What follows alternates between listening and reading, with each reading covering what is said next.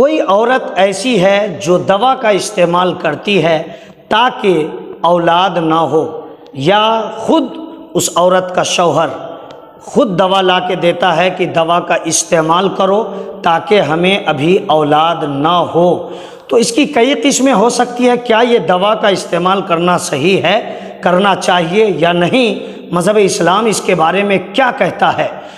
Complete آپ نے سننا ہے، مکمل آپ کو سننا ہے۔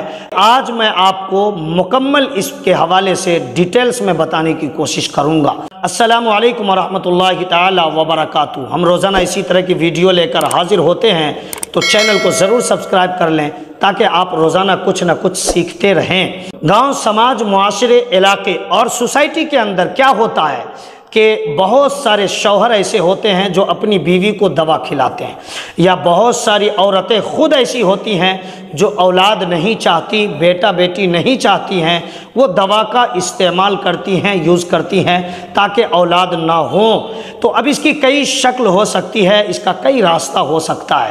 پہلے تو یہ کہ ڈاکٹرز نے منع کر رکھا ہے کہ اس وقت آپ کو اولاد نہیں لینا ہے، کہیں آپ کے جان جانے کا خطرہ ہو یا پھر صحت کے نقصان ہونے کا خطرہ ہو، تو ڈاکٹرز نے منع کیا ہے۔ یا پھر ابھی چھوٹا بچہ گود میں ہے اور ڈاکٹرز نے یہ کہا ہے کہ اگر ابھی فوراً اولاد ہوگی یا بچے جنم لیں گے تو آپ کی صحت کو خطرہ ہے، جان جانے کا خطرہ ہے، تو پھر ہر جگہ کے اعتبار سے مسئلہ چینج ہو جاتا ہے۔ سنیے، میں آپ کو اس کے بارے میں خلاصہ بتانے کی کوشش کر رہا ہوں کہ اگر آپ اس ڈر سے دوا کا استعمال کرتے ہیں کہ اولاد نہ ہو، کون کھلائے گا، کون پرورش کرے گا، اتنا خرچ کون اٹھائے گا، تو پھر آپ یہ غلط کر رہے ہیں، حرام کام کر رہے ہیں۔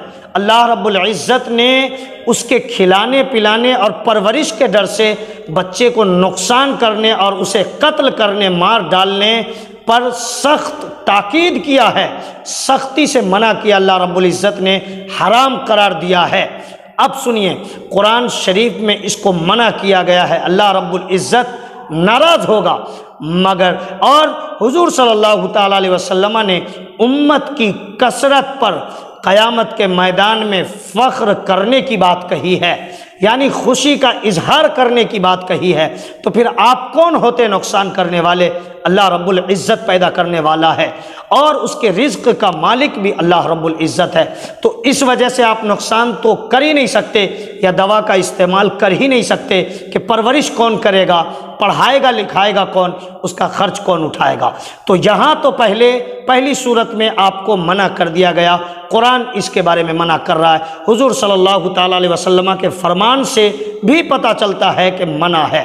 لیکن اب دوسری صورت یہ ہے کہ مان لیجئے آپ کی صحت ایسی ہو، یعنی کوئی عورت ہے، اس کی صحت، یا اگر کوئی شوہر اپنی بیوی کو لا کے دوا دیتا ہے تو اس کی بیوی کی صحت ایسی ہے کہ ڈاکٹرز نے منع کیا، اگر ابھی اولاد ہوگی، بیٹا بیٹی جنم لیں گے تو پھر اس کے جان جانے کا خطرہ ہے، تو ٹیمپروری یعنی کچھ دن کے لیے وقتی طور پر دوا کا استعمال کر سکتے ہیں۔ یا پھر گود میں چھوٹا بچہ ہو اور ابھی فوراً اولاد ہوگی، بیٹا جنم لے، بیٹی جنم لے، تو صحت خراب ہونے کا خطرہ ہے۔ یا پھر جو گود میں بچہ ہے اس کے لیے خوراک کا انتظام نہ ہو سکے گا، ماں کے سینے میں دودھ جمع نہ ہو سکے گا، یا پھر عورت کے جان جانے کا خطرہ ہے، تو پھر وہاں کچھ دن کے لیے دوا کا استعمال کرنے کی اجازت ہے۔ ہاں، مگر یاد رہے، وہ دوا جس سے زندگی بھر کے لیے اولاد ہونے کا سسٹم ہی بند ہو جائے اور اولاد ہونے کا ضابطہ ہی ختم ہو جائے، وہ دوا اتنا زیادہ اثر اندوز ہو کہ یعنی اتنا زیادہ پاور والی دوا ہو کہ وہ سب دن کے لیے اولاد ہونے کا راستہ ہی بند کر دے یا پھر سسٹم ہی ختم کر دے اور نقصان کرے، تو پھر ایسی دوا کا استعمال کرنا حرام ہے۔ تو پتہ چلا کہ اس میں 4 صورت نظر آئی۔ پہلے اولاد ہے یا نہیں ہے اس سے کوئی بحث نہیں، ڈاکٹرز نے اگر خطرہ بتایا ہے تو دوا کا استعمال وقتیہ طور پہ کر سکتے ہیں، پھر خطرے سے خالی ہو گئے، فری ہو گئے، تو پھر آپ دوا استعمال نہیں کر سکتے۔ دوسری صورت ہے گود میں بچہ ہو تو اگر اس کے خوراک پہ کوئی خطرہ ہو، عورت کے جان جانے کا خطرہ ہو، تو وہاں کچھ دن کے لیے دوا کا استعمال کر سکتے ہیں۔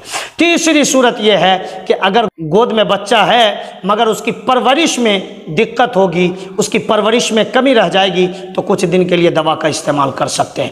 یا پھر اگر ایسی صورت ہے کہ دوا، 4 راستے ہیں اس کے، ایسی صورت ہے کہ اگر دوا کھانے سے بچے پیدا لینے کا سسٹم ہی بند ہو جائے تو ایسی صورت میں حرام ہے۔ امید ہے کہ آپ تمامی حضرات کو باتیں سمجھ میں آ گئی ہوں گی۔ پروردگار عالم ہمیں اور آپ سب کو کہنے سننے سے زیادہ عمل کرنے کا شوق و جذبہ عطا فرمائے۔ السلام علیکم ورحمۃ اللہ تعالی وبرکاتہ۔